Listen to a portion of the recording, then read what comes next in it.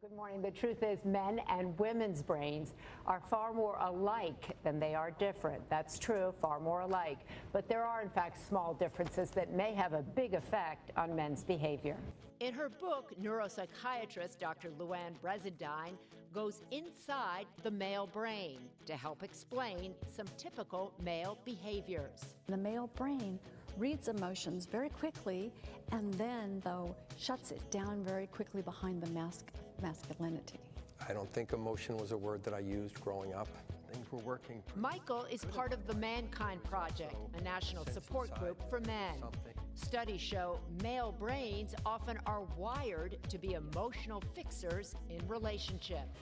So these things can really cause conflicts in relationships because she feels not heard by him and thinks he's just running over her. Well, some things can't be fixed. One of the things I've learned in this work is we talk about, well, why don't we just sit with that? Sit with not being able to fix. Yeah, sit with whatever it is, whatever the feelings are, see what comes up. During pregnancy, a lot comes up for men as well. Call it the doting daddy brain. So by the time the baby's born, he's already being primed also to be a parent. But too often, she says, men get pushed out of quality time with their newborns. When my daughter was born, I could feel my want to really connect with her. And I was feeling angry at my partner because I feel like I wasn't given the space to kind of spend time. The message to new moms, leave dad alone with baby.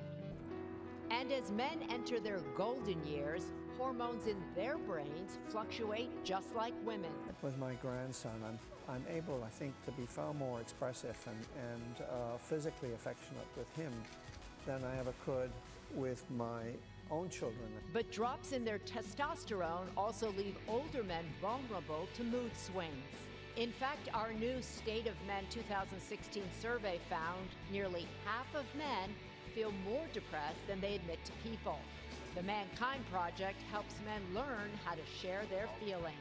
I never really learned until I joined this group of men that it was safe enough to let that armor go. In doing that, could somehow become more of a man myself. And so I'm hopeful that that piece or understanding that men's brains are a lot like ours, but there are also differences, and that will foster communication and action. Anyway, the Mankind Project, you can find out a lot more about it on today.com and direct any men in your life to that.